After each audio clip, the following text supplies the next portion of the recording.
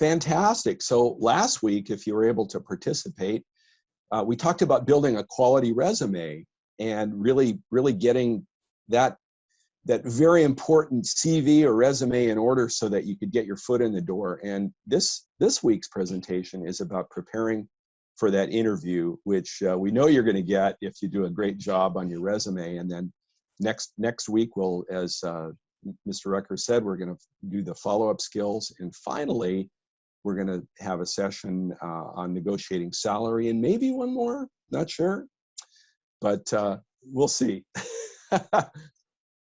So a few opening thoughts here. I thought I'd tell you a little bit about our stories. And I graduated in 1987, but one of the things that's important in my life has been the fact that Cal Poly was an absolute blessing in terms of learning skills while I had to work my way through school. I did not come from a lot of money, so to speak. My parents couldn't afford to really pay a lot for me to go to college. And so I actually started out going to a junior college called Riverside City College. And then I was a transfer student at Cal Poly. It took me a lot longer than 4 years to get my degree. But one of the things that was really neat about my Cal Poly education was the fact that as I took more classes and I became better prepared to be an engineer, I was actually able to get better jobs along the way. And so I would take another year or two of classes at Cal Poly toward my degree, and sure enough, I would wind up having greater responsibility even before I graduated. So to me, it's a fantastic story. My sister was very proud of me when I graduated. That's actually my sister, Donna, older sister Donna, on graduation day at Cal Poly in 1987. Kelly, can you share a little bit about your story? Yeah, well, my story is a little similar to yours in that I started, but I was able to start at Cal Poly as a freshman. I came in as an undeclared major, and I took advantage of a class there for undeclared majors. And at that time, the more that I did, testing, of trying to figure out what would be a great degree for me. Industrial engineering kept coming up over and over and over again. And so I was able to get into the School of Engineering and into industrial engineering.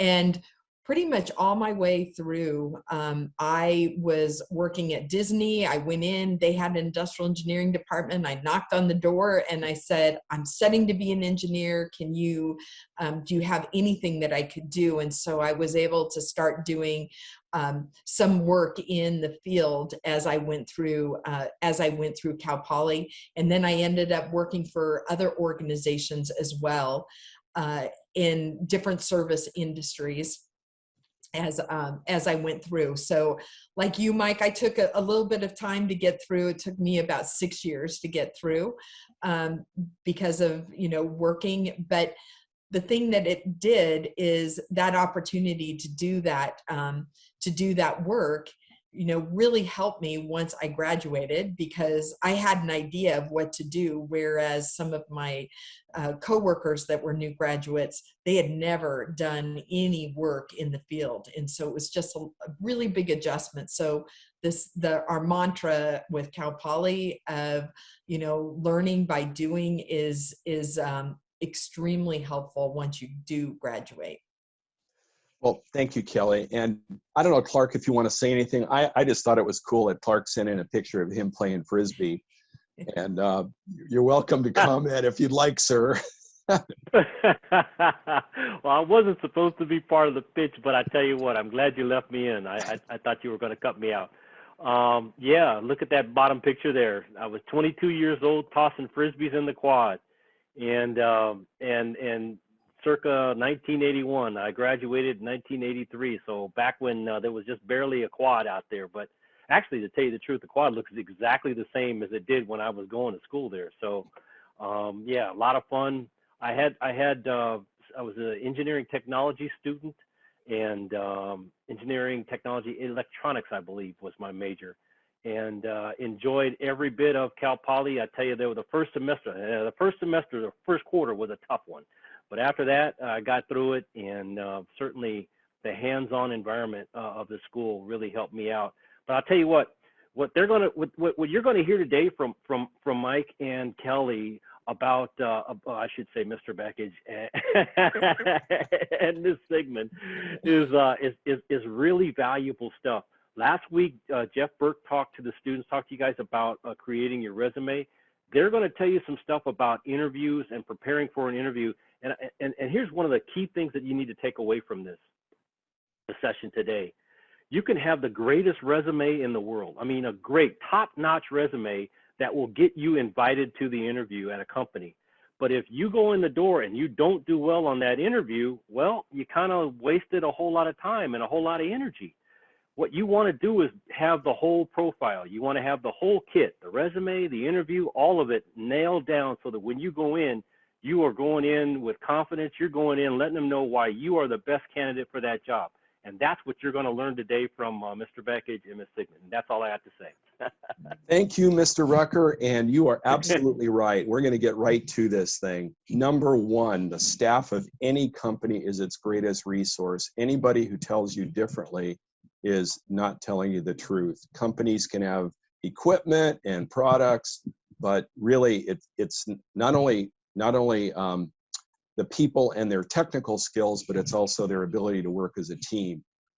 And we know you're going to create a great resume and you're going to get those interviews. And just getting those interviews is a huge accomplishment, because, you know, in this world, sometimes a single position might see 100 candidates that send in their resumes, but you're going to get those. You're going to get those interviews.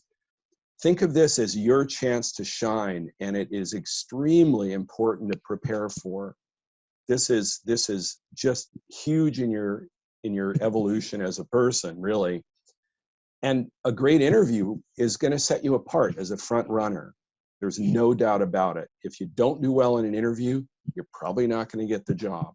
This is paramount importance. I wanted to say a couple things about the fact that the company that I co-founded, actually we have quite a number of Cal Poly graduates who are working based in our Seal Beach facility, and we just actually hired another Cal Poly graduate this week to work in software quality assurance testing. And I wanted to just mention that when we hire for a technical position, which an engineering student from Cal Poly would, you know, be a likely candidate for, we often do what we call team interviews, where you're actually meeting with more than one person. You might meet with your peers, because everybody wants to know not only your skills, but they want to know how you're going to fit into a team. So again, this is an important part of preparing for an interview. It's a primary factor in hiring. I am involved in pretty much every interview that we do in the company, and I can't tell you how important this is. So prepare. So let's talk about how you do that. First of all, before the interview, there's some homework that you really need to do. And I can't tell you how many times a person has made or broken their interview performance based on some of these points. You need to study about the company. You need to look at the company's website. Be familiar with the products they sell. If somebody says, if an interviewer says, hey, can you just tell me a little bit about the company? That, you know, from what you've learned, and you say, well, I didn't really look at the website, or I'm not really sure what you do. That's terrible. You know, you gotta do that. Sometimes you can actually find out who exactly, what people or what team is going to interview you, and you can look them up. Say, what's their background? What kinds of things have they worked on? Make you familiar with them enough to maybe ask some better questions of the interviewers. And be prepared to relate your experience, whether it's school, internships, jobs, to the position that you're interviewing for. Okay, Today, I can tell you from my own experience that initial interviews are often a phone screening where, hey, you sent in that great resume, but hey, before we spend the time of a team of people who might be interviewing you, you'll get a phone interview.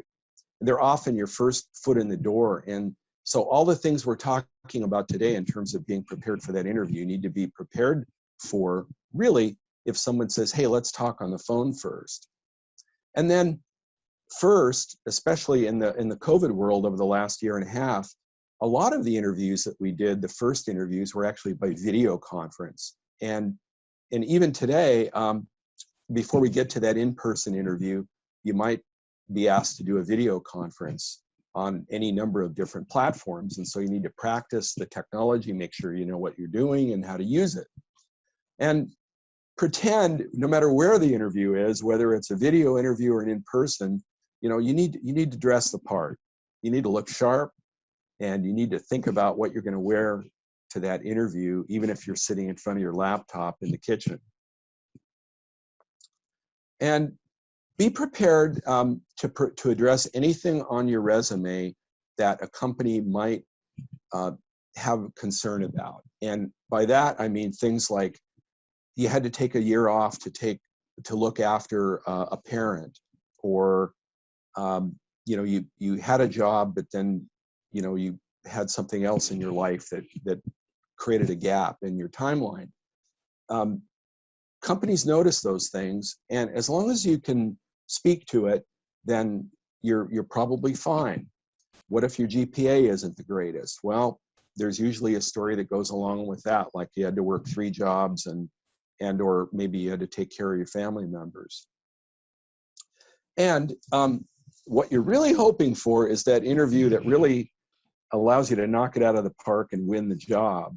And if you do get called back for a second interview, it's really important that you learn from your previous communications with the company. So perhaps you had a phone interview and then maybe a video conference, and now you're in there with an interviewer or 2 or 3 and maybe even some of your peers.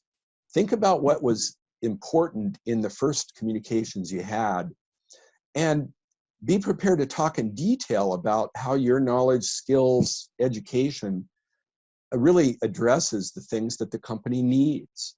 And if you've got any kind of pertinent school or work experience in those areas, it could even be that, you know, you do things with a Raspberry Pi at home, and, you know, it could be almost anything that relates to the experience they're looking for. During the interview, really important, and a lot of this holds true even if it's not an in-person interview, but you need to really make eye contact and look at the camera and connect and really be present for that interview. An important technique that we often use as interviewers is what we call the SAR, or technique, or the situation action result method. And what this is, I'll give you 2 examples. It could be technical in nature, or it could involve interpersonal relationships and how well you're going to work as a team.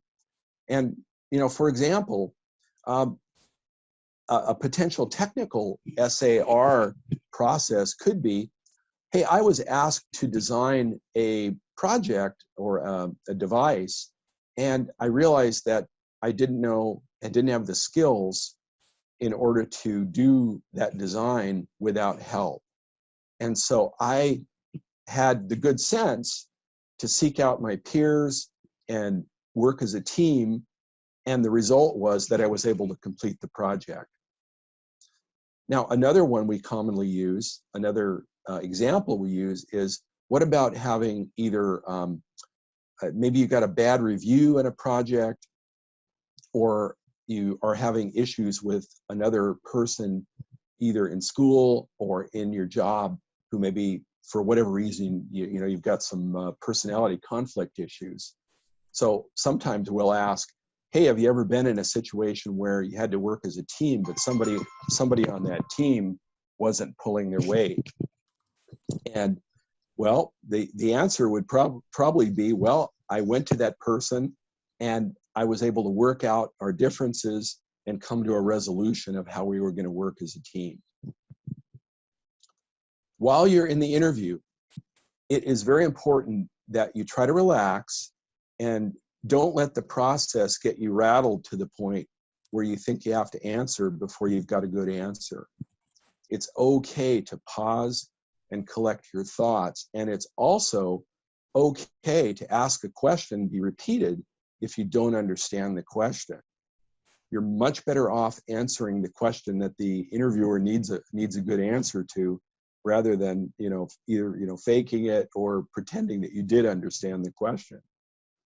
So think about that, and try to weave in any experience you've had from internships, jobs, or school projects. It's very important to not tell stories about things that they don't really want to hear about. So try to keep focused on answering the questions and from your own experience that relate to the job. And also, it's important that you feel comfortable enough when you wrap up an interviewer to ask the question, when should you expect to hear back from the company or get feedback on the interview and the results of your effort to get that job. So another set of questions that you might want to ask while you're in that interview are very honest and open questions like, do you feel like I'm a good fit for the position, right?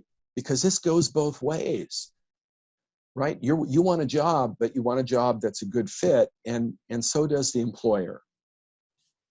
And so don't be afraid to ask those kinds of questions. How did I do? Is this looking like it's going in the direction that you'd hoped it would go? It's okay to ask, what's the atmosphere in the job environment? And if I get hired, how are you going to train me and get me onboarded so that I'm productive as soon as possible? Perhaps you'd be in for a job, looking for a job that's on a specific project or set of projects. How are you going to integrate me? I really want to be productive when you hire me. So can you tell me a little bit about how that's going to happen?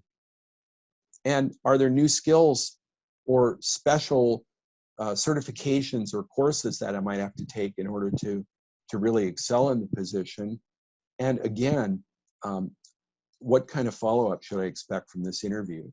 And that's important because I know in the past I've interviewed positions where I had no idea that they weren't in a big hurry to fill the position. They wanted to find the absolute best candidate, and their timeline was like 3 months, right?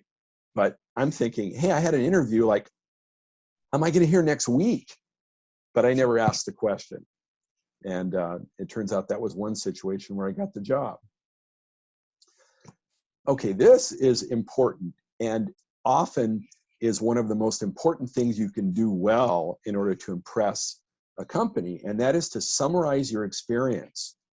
And in the next session, Ms. Sigmund's going to talk about an elevator speech where you basically condense what you've learned in the interview and what your takeaways are from the interview in a very short, what we refer to as an elevator speech.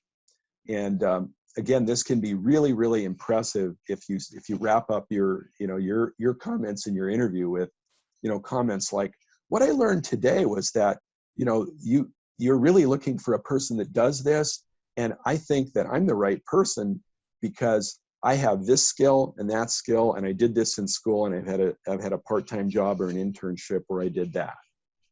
Very important. Don't forget to thank everybody for their time and express that you are interested in the role. Even if you're, going to multiple interviews, you need to leave every interview on the positive note. You might ask for extra details, like, what do you guys, not you guys, but dear wonderful company, what is your next step in the selection process? Don't forget to send thank you notes to the interviewers. And as far as a follow-up, a longer-term follow-up, we're actually going to address that in the next session of this series next Friday, called Follow-Up Skills. So I'm sure that there's a bunch of questions pouring in. I see a bunch of chat happening here. But at this point, I am going to hand off the presentation to Miss Kelly Sigmund, who is going to help you prepare for your elevator pitch. Okay, thank you, Mike. You know, I'll just say Mike had already mentioned this, but this is probably the most important part about the elevator pitch. And I have been in so many situations where when I ask people, you know, why should I hire you? A lot of times they're very hesitant and they're not prepared for that question. And it's really important for you to be prepared with that answer, because that can really be a deciding factor on whether on whether you'll be a good fit for that position that you're interviewing. So if we went to the next slide, you know, the elevator pitch is a way for you to present your case on why you're the best candidate for that position. What I'm going to step you through today is some steps to go through it, but these aren't the only ways to build an elevator pitch or speech. There's lots of ways to do it, and you can Google that and get more information. But the key about this is it helps you begin to prioritize about what are the most important parts or your biggest strengths that you want to highlight. And it gives you an opportunity to present yourself in the best light possible. So if we go to the next slide. So what I'm going to do today is I'm going to step you through ways to develop your elevator pitch. I'm actually going to step you through what I've done, you know, to create an elevator pitch. And then I'm going to, you know, I normally am able to give people time to develop their elevator pitch. We're not going to do that today. But I'm going to go through what I would encourage you to take the time, especially over this weekend. Don't let this, you know, don't put this off, because it sounds so easy as I go through it, but when you actually go to write it yourself, it is very difficult. But it's going to be the most important part of that interview. And that's the reason why I actually teach this class internally in our organization. And I probably have given this speech over 50 times at this point, just because I have so much passion for it. And I'm going to share with you a couple of tips that my team now that works for me knows how passionate I am about it. And so they actually will practice their elevator pitches with me whenever they come in to visit and talk to me about any of their projects. So let's move on, and we'll jump in here. So the hardest part of this is, where do I start? You know, what do I want to talk about? And this is where you want to think about what the purpose is, because we're talking about today on what is the purpose is about getting that job or getting the next interview for that job. But it's also applicable to so many things in your life. As you do networking events, you want to think about your elevator pitch. And you need to always think about the purpose of it. You want to think about what are the most important points that you want to make sure that you communicate. You want to focus on the points that are most relevant. So you want to make sure that you're thinking about the things that are going to be most relevant to that person that's interviewing you. Because remember, you know, for that person that's interviewing you, at that moment in time, it's not so much, it's about you, but it's about what value are you going to bring to their company. And so it's important to think about that as you're coming up with the purpose and how do I want to design that. You want to make sure you write it down. You have to write it down. And I've got lots of examples I'll share with you a little later about how important that is. And you want to think about how long it is going to be. Is it 30 seconds? Is it 1 minute? Is it 2 minutes? And you want to keep the end in mind. So if we go to the next page. So the first thing I always suggest that people do is start brainstorming about 3 key points with that. So the first one might be, you know, hooking them, you know, from an opening. And as you're doing this brainstorming, you want to think about, how do I want to start? So one of the things that, as you know, I'm the VP of customer experience. So obviously I'm extremely passionate about our customers and working with our customers. So for me, anything that I would put in an elevator pitch would be about my passion. So I write that down, and then I want to plug it with a connection. So I want to think about what is that connection with that interviewer or with the company that I'm interviewing with. So think about, how can you add value to them? So for me, I would most likely talk about my industrial engineering background and how it helps me make those connections with customers with that passion. So remember, right now you're just kind of brainstorming and you're thinking about that connection. What's that purpose? What do you really want to communicate? What are the 3 points that you want that interviewer, when they sit down at the end of a day and they've interviewed 5 different people, you want to make sure that you think about what are the 3 points that are most important that you want them to remember about that interview with you. And those are, and then you want to make sure that you're thinking about those as you're plugging in that connection. So if we go on to the next page, and then the last one, and I kind of already talked about this, which is the most important points. So what are those 3 or 4 points? Probably best to keep it to 2 or 3 points that you want them to remember. So for me, I might say, I understand details of to create a big picture solutions through the use of innovation. I love innovation. And so, and applying that to my, into any position that I'm in. So when I'm brainstorming, I'd want to make sure that I apply, innovation to that. The next step is about organizing that pitch. So you want to make sure that you're thinking about how each point that you want to talk about leads into the next point, and what's the best way for you to organize that. It helps the person that you're talking to because it doesn't seem like a random stream of thought. It begins to really focus them on here, that they can see the organization, and it'll speak a lot about you. And the other thing about organizing it is it really helps with the nerves because, no matter how many times I talk to groups about this, or how many times I go through job interviews, there's always going to be nerves. And so by organizing the pitch, you can start to get that muscle memory. So for me, when I was writing this out, one example that I might use is I'm passionate about improving the customer experience at every touch point. I demonstrate this with my most recent project where in my case, I might talk about, implementing a virtual agent.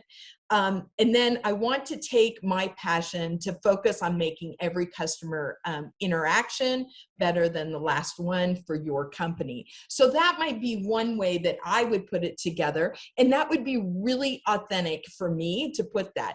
The thing that's most important for you is to make sure that you make it your own and you make it authentic. To make sure that it, really applies to you. And one of the things I was going to share with you is yesterday, my team, one of my teams came to me and they said, we've been working on our elevator pitches, and they came in and they gave me their pitches. And there were some lead-in statements that they used that I thought were absolutely brilliant. I didn't have a chance to put them on these slides because I just learned them yesterday. But one of the things that they did is each one of them talked about in their elevator pitch to help them write it out. They said, you can count on me. And then they described about something that they excel in each one of their elevator pitches. Then the next statement that they use is, I add value to any team that I work in by doing.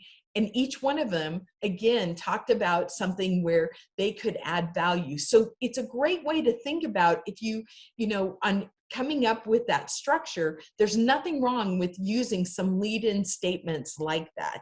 And then the last one that they used is, I have these skills. And then they talked about their individual skills.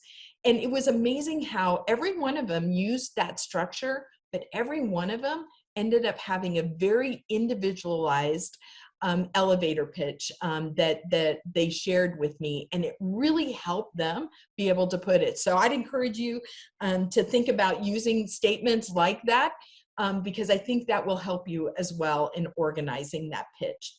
If we go to the next page, so the next part is about practice, practice, practice. I cannot underestimate this enough. If you were to talk to my mom, you wouldn't know how many pitches she has heard over the years. She knows nothing. Well, she does know a little bit by now because I've given her so many pitches. But over time, I've been able to ask her about unrelated topics to her. I give her a pitch and then I ask her, what did I say?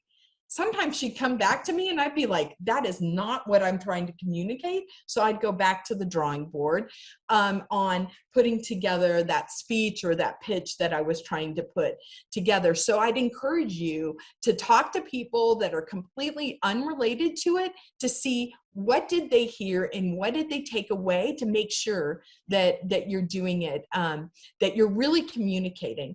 The other thing about practice is that it gives you muscle memory, because when you get nervous, it's easy to maybe get distracted, and by practicing it, then your brain, as you get nervous, all it will do is it'll go back to what I know. Well, I've practiced this elevator pitch enough that it will actually calm you down, and it will begin to help you relax and be able to speak. And so even when you're answering the questions as they go on, think about the fact that what are your best skills, what can you count on me for, and that will help relax you as you go through that interview. And then the other thing about developing the pitch is you want to make sure that you make it authentic and you make it your own. So make sure that you really think about, what do you bring to the table? Because each one of you have some wonderful, unique skill sets that many companies would love to have in their organization. So you really want to highlight those things that you're great at doing, because that's where you'll add the most value for that organization. So if we go on to the next slide. So here, I'm going to challenge every one of you that this weekend, you take the time to write out that elevator pitch and give it to at least one individual. And make sure that you you can use this structure, first brainstorm about what you want to say, then you organize it, and then you start on the most important part, which is that practice, practice, practice.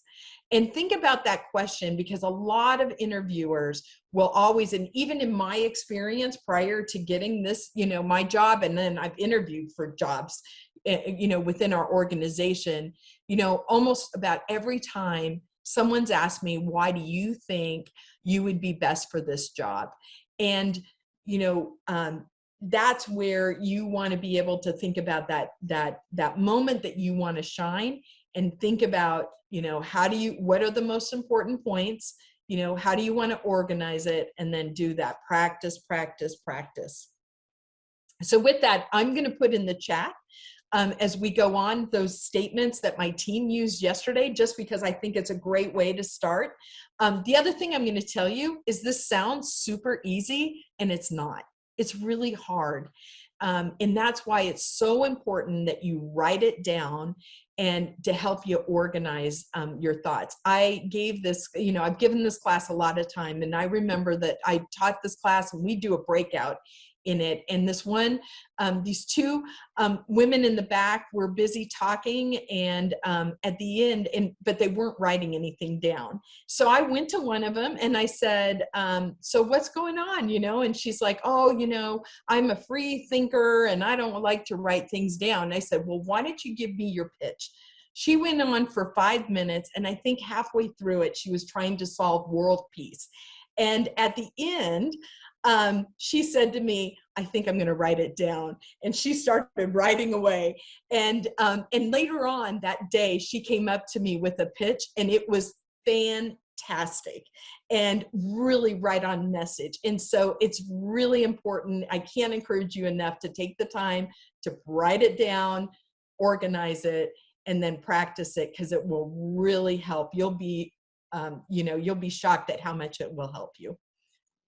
Kelly, thank you so Go on. much. Yeah, you're welcome. Thank you. Yeah. And I think I've pretty much covered the next slide as well. So, so I will turn it back over to you, but it's a great chance to, highlight your strengths, be genuine, keep it short and focused, and make it yours.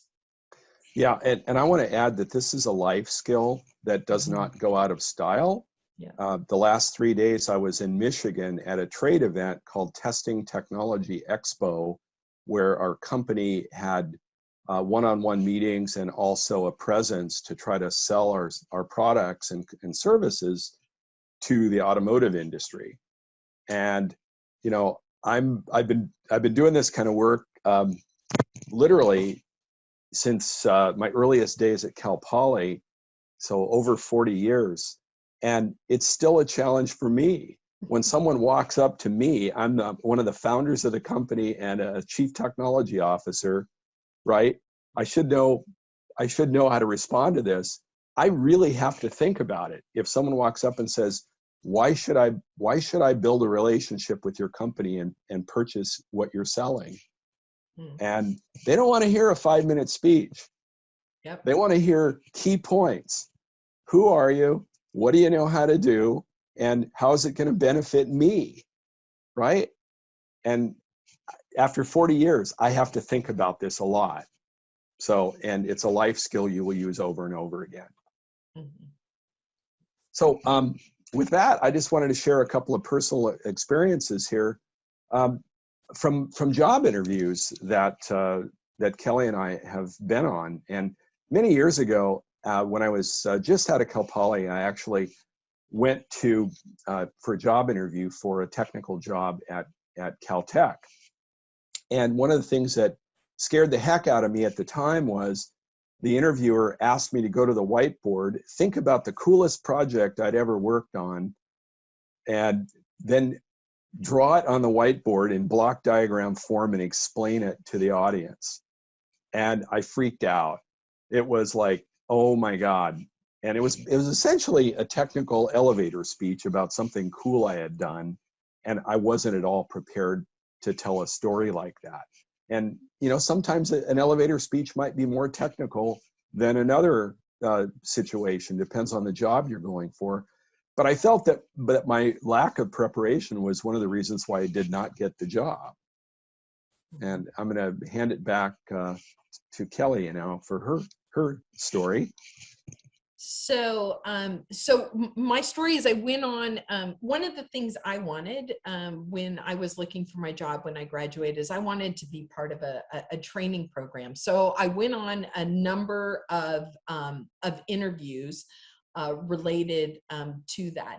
And the one thing to prepare for, and I think it really holds true, I know in our organization when we're hiring new people, is you need to be prepared for those multiple interviews, like Mike had mentioned a little bit earlier. And then think about how you want to build on those, because as you're going through those multiple interviews, you want to make sure that you're thinking about those questions that they're asking you, and then using that in between the interviews, how you might be able to do more research to look at how you could do that. In my particular case, with the Postal Service, I actually ended up having to travel and to Washington, D.C. for my final interview. And there I spoke to probably 7 different people in that day. So in that particular case, I had the good sense to make sure that I got a flight earlier in the day so that I wasn't tired. And I made sure that night I was really well rested. I went through the notes. At that time, we didn't have the internet, so you guys have so many more resources than we did. And I made sure that I spent a lot of time going through my notes of of what I had heard before. And that really helped me so that I was really prepared for that last interview. And as you can tell, it worked out awesome for me. And I eventually got a job with them, and have been able to work in lots of different positions. I've never had the same position for more than 3 years in my career, in 32 years, so with the same company. So there's lots of different ways to go about your career. So Mike, I know you have a great story. That is a great story, and I wanted to share one that was a surprise to me. When I was looking for a job, and I became aware of a position for Nissan Motor Corporation, which used to have a huge presence in California. I went in for an interview, and what I found out was during the interview that they actually had multiple positions they were trying to fill. And so they said, well, we're going to interview you with this group for this position, but we also have this other position that's available, and we're going to send you over to another group and interview for that potential position. That was a bit of a surprise to me. And that kind of thing can happen to you when you go out for interviews, especially if you're looking for a job in a company that might have multiple openings. And the bottom line was, I wound up getting the job that was not the one I thought I was applying for. And that was because the interviewers actually quite wisely assessed my skills and then said, we think you'd be better in this other position. And that was the job I got in 1988. That was about a year after I graduated from Cal Poly. So anyway, interesting stories, interviews. Every business has got a different perspective. There are some common techniques that people use to try to get a feel for who you are and what kind of a fit you'll be, but you have to be prepared for a lot of different things that can come your way in an interview. So one of the last things we want to leave you with here before we go to the questions and answers is a list of questions. And I know that in the chat, it's been stated that these slides are going to be available for you to go back and look at later. There's a lot of words here, so we don't want to concentrate too much on reading every word. But there are some questions that you perhaps should be prepared to ask because they're very thoughtful, and they actually demonstrate that you're very interested in the company that you're applying for. And, it goes both ways. The company wants to hire a person with the right skills, but they also want somebody who's genuinely interested in the business, because that means you're likely to do a better job. And so, for example, we'll just look at a couple of these. One thing, asking the employer, what's one thing that's key to the company's success that somebody outside the company wouldn't know? It's kind of like, what is the secret, ingredient that makes your company special? And generally, people like to talk about that and share information. This is really important, and one that I use in interviewing people is regarding the idea of how do I get to be a contributor to the success of the company quickly. And so, perhaps you could share with me 3 things that you would hope I would contribute to the company in the first 2 or 3 months that would make you feel like you made the right decision when you hired me. What about the competitive market that the company works in? You can ask questions about that. The COVID world it's an interesting thing that's happened through the COVID lockdowns and work from home world. And it's a natural question to want to know what the company might be thinking about coming out of the lockdown world and work from home and the balance and all that. And let me just go to the next slide here so we can get to Q&A. Let's see. Here's a good one. How does the company do performance reviews? And how do I make the most of the performance review process? Companies generally follow a pattern of annual review and feedback, and I think it's really important that you have a feel for that when you go into a new job. And a good answer from the company side is actually something that also goes both ways. And here's an interesting one. What are the plans for getting back to normal? This is kind of an open-ended question that doesn't really have a right or a wrong answer, but it can be a really good conversation point to show your interest in the business and how the company is dealing with the challenges that come its way. So one approach that you can use especially if you're going for multiple interviews, is to pick a handful of these questions that you might ask an employer and ask the same questions to the different employers you might interview with. And their answers to those questions will give you kind of a different perspective and a different insight into the company culture and what kind of place it's going to be to work in. So that this is as much for you as it is for them. Okay, with that, that concludes the presentation slides, and I hope this has been valuable. Remember that you're going to get a chance to go back and look at all this information again. Strongly encourage you to do the homework. That with the elevator speech, it'll pay dividends for the rest of your life. And Mac, I think I'm going to hand it to you and see if you can't give us some help on the questions. Great. Thank you, Mr. Beckich and Ms. Sigmund. That was an amazing presentation. I'm sure our students are definitely sees that as a very helpful thing for them in the future. So some of the questions that came up, the first one is directed to Ms. Sigmund from Jordan Sissett.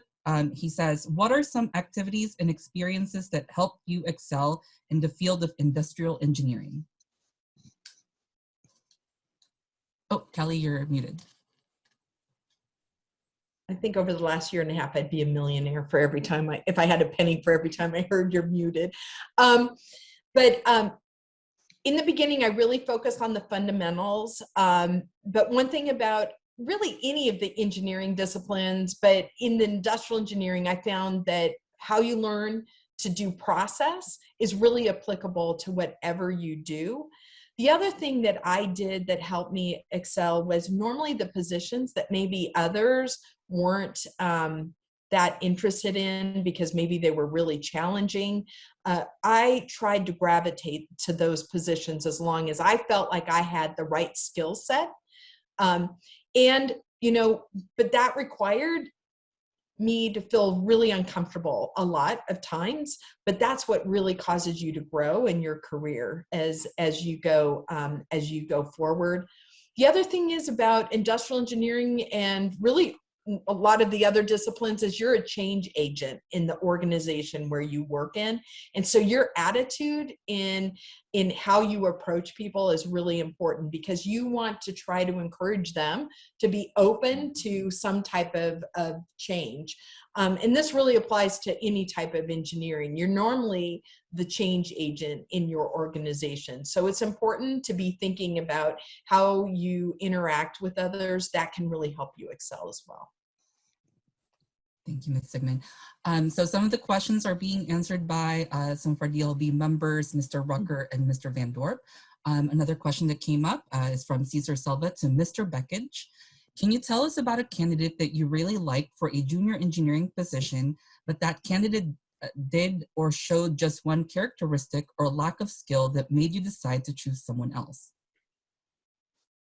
Yeah, absolutely. I would have to say that the number one, I'll say, issue with interview performance has to do with very generally with lack of preparation and knowing enough about our company from the information that's readily available on the website, and maybe by even asking a few questions for the initial reach out from our HR person, and basically coming in and appearing not to really be interested in the company.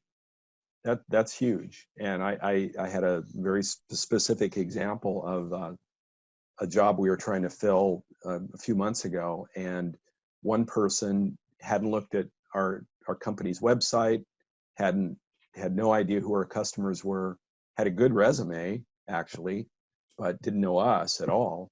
And another person gave me an elevator speech, and I said, if you were a representative of our company, if you were hired, can you give me an elevator speech that explains who we are and what we do? And they knocked it out of the park, and that made all the difference in the world. So he did follow up with a quick question, Mike. He says, what is probably the most important characteristic you look for in a junior engineering candidate? Junior engineering candidate.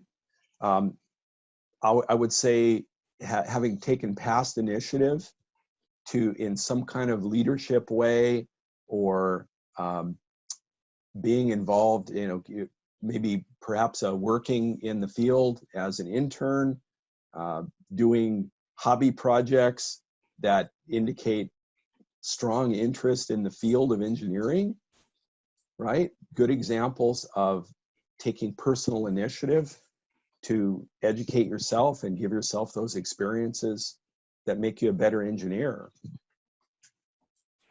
Great, thank you very much. So students, we only have about 2 minutes left, so we can probably take 2 more questions. Whatever other questions come into the chat box, we'll try to grab it and maybe send it over to you as an email with responses. Matt, could I answer one question that I saw? There's a question in here about how does an interviewer prepare for giving an interview? And I think that's an awesome question. And one of the things that they normally do is they think about the skills they're looking for. They think about, and they make a list beforehand that they're going to ask every one of the candidates, because you don't have a tendency to vary your questions. And so I know for myself, that's the way that I prepare, is I think about what's the skill set I'm looking. I think about what are some of the challenges I know they're going to be faced with, and I'll ask them questions on how would they deal with those. And that's where that SAR is so important for you to remember to put together. Great, thank you. And again, this is probably going to be our last question because it is 4:59, but whatever questions do come in, we will try to answer them as a follow-up email. So the last question that looks like that wasn't answered on the chat box from Alan Osorio, should you use words such as I believe or in my opinion, or should you try to be more assertive during an interview? That's an interesting question. I think it depends on the context. Yeah. Right? Kelly, you want to? Yeah, that's what I would say. I think that I believe is okay. I think I feel is not okay. I think that I believe is a way for you to express conviction, but I think you have to think about the scenario in which they're asking it. Because there's nothing wrong with being assertive in the interview if you feel really confident. But if it's about something you don't know as much about, I believe that this is how I would handle that situation is probably not, I wouldn't shy away from saying that. I don't know, Mike, do you disagree with that? No, I don't at all. And one of the sets of questions we use includes a question about, please tell us what you feel your greatest strengths are, right? And then we'll ask the complementary question of what areas do you think you need to improve in order to do well in a position like this? And you're looking for an honest answer, and assertiveness in areas of strength, and honesty in areas where you feel like you could do better.